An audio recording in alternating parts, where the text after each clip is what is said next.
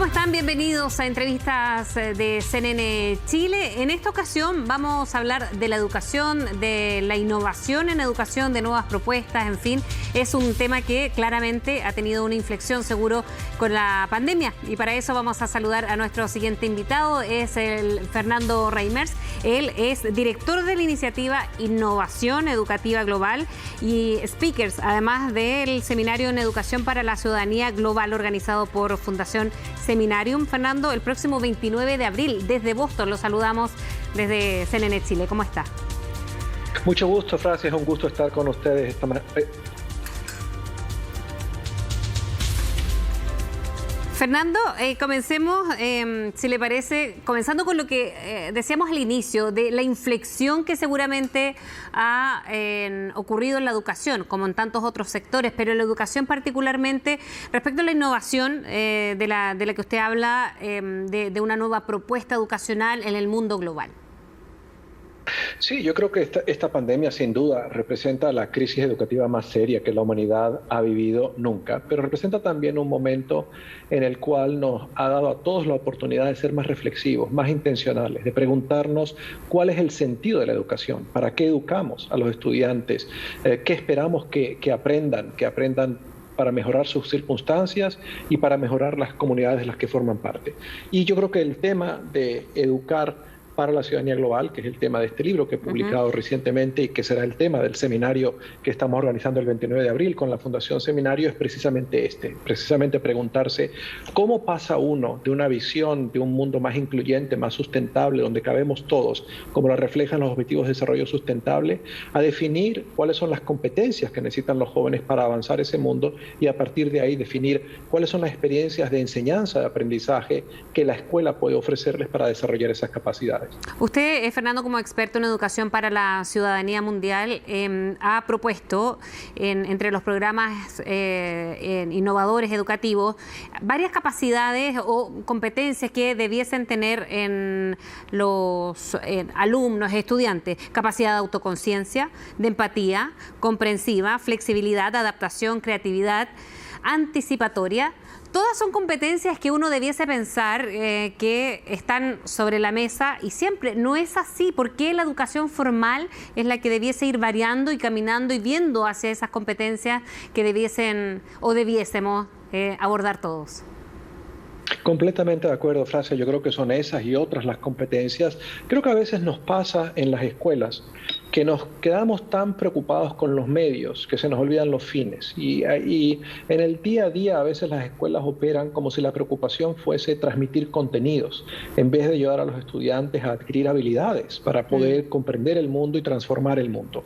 Así que yo creo que esta visión de nombrar las competencias y de examinar cuáles son las competencias relacionadas con hacer un mundo mejor, por ejemplo, la capacidad de valorar, aceptar al que es diferente, al que piensa distinto, en muchas dimensiones de diferencia, la capacidad de ponerse en el lugar del otro para poder tener un diálogo productivo, la posibilidad de lograr acuerdos. Todas estas son competencias esenciales a un mundo sin violencia, a un mundo en paz, a un mundo que podemos trabajar con los demás.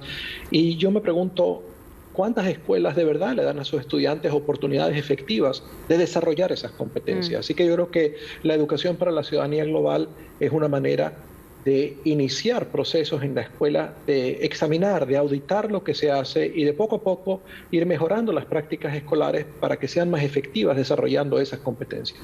Fernando, en el último tiempo, y por lo menos en distintos países de América Latina sobre todo, pero aquí en Chile se ve muy marcada en la educación. Es una brecha amplia además entre la educación pública y privada. Incluso a lo que quiero llegar, hay una educación que se hace paralela a la que yo les he mencionado, que tiene que ver con educaciones que a lo mejor están en estas competencias, incluso hasta de cultivos, de algunas plantas, en fin, otra relación con el medio ambiente incluso. ¿Es necesario este tipo de diferentes educación para que cada uno pueda optar? ¿No sería mejor una educación de tipo universal, que se vayan incorporando las competencias que usted nos mencionaba y de la que los estudiantes debiesen tener humanamente incorporado? Claro, yo creo que una democracia necesita de espacios comunes, de instituciones comunes, en donde las personas que son diversas se encuentren y desarrollen primero la capacidad de reconocer al otro, de valorarlo y una serie de éticas comunes. Y las escuelas, la escuela pública tiene esa misión en una democracia, hacer ese espacio. La educación pública es inventada con el propósito de ser uno de los pilares de una democracia. De manera que yo creo que la enorme estratificación que existe en muchos países, entre ellos Chile, en donde los estudiantes son segregados en escuelas distintas de acuerdo a su condición socioeconómica, por supuesto que es un desafío desde el punto de vista de permitirle a los estudiantes encontrarse con el otro, reconocer al que es diferente, valorarlo y encontrar toda la humanidad y todos los intereses que comparten y desarrollar las capacidades de trabajar juntos.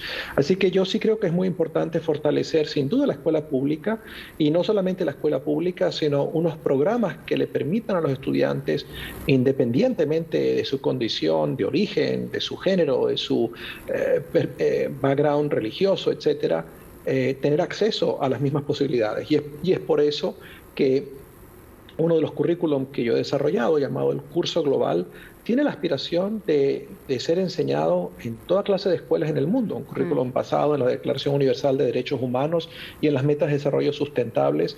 Ese es un currículum que debería tener aplicabilidad en cualquier lugar, independientemente de donde estén las personas. Digamos, los principios de derechos humanos son principios universales. Claro. Como experto en educación, Fernando, por ejemplo, que haya esta educación que de alguna manera es paralela, alternativa, pero que se necesitan de todas maneras recursos, como la educación privada, pero no tradicional. Entonces acá finalmente la brecha va aumentando más. Quiero que mis hijos planten árboles o cultiven frutas y verduras, pero finalmente estoy separando los del mundo o la educación más tradicional, con recursos económicos de por medio, que es lo que finalmente va haciendo las brechas.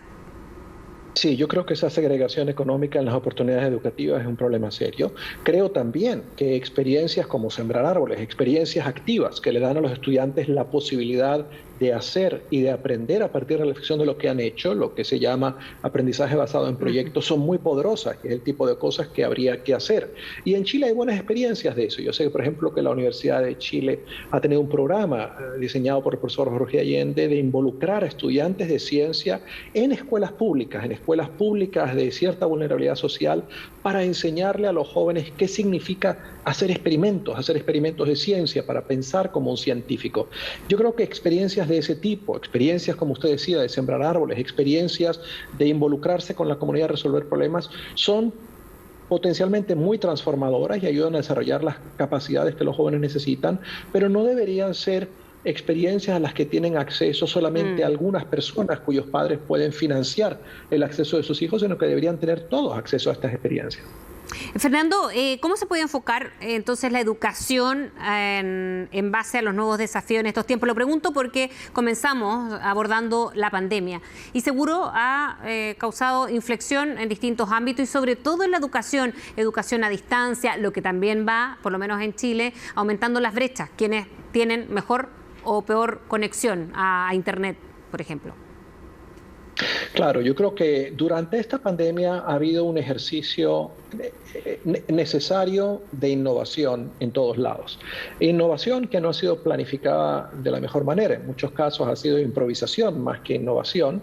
Y sin duda ha habido algunas cosas que han salido bien de este sitio. Por ejemplo, todos nos hemos visto en la necesidad de utilizar medios de enseñar a distancia más de lo que hacíamos normalmente. Pero como usted señala muy bien, Frecia, el acceso que los estudiantes han tenido a, por ejemplo, aprender de forma remota ha sido muy diverso. Las condiciones en las cuales estudian distintos estudiantes son muy diversas. Es muy distinto poder comunicarse con los profesores a través de un ordenador cuando usted tiene su propio espacio, un ambiente tranquilo, buena conectividad, su propio ordenador, que cuando usted está en una casa muy reducida, donde comparte el espacio con muchas personas, donde su acceso a la conectividad tiene que ser compartido con el de otra persona en la familia. Es decir, esto lo que produce es enorme desigualdad. Entonces, sin duda alguna, una vez que la educación pasa a estar mediada por las condiciones en los hogares, pues este poder igualador de la escuela, que es limitado en condiciones ordinarias, se ve todavía más debilitado. Ahora, ¿qué significa eso de cara al futuro? Que hay que asegurar que todos los niños tengan acceso primero a conectividad, que el acceso a la conectividad en el siglo XXI debería ser como el acceso acceso al agua potable, como el acceso a la electricidad. Y que es muy importante que a futuro los sistemas educativos desarrollen la capacidad de todos los estudiantes y de todos los profesores de aprender por lo menos en parte en línea. ¿Por qué?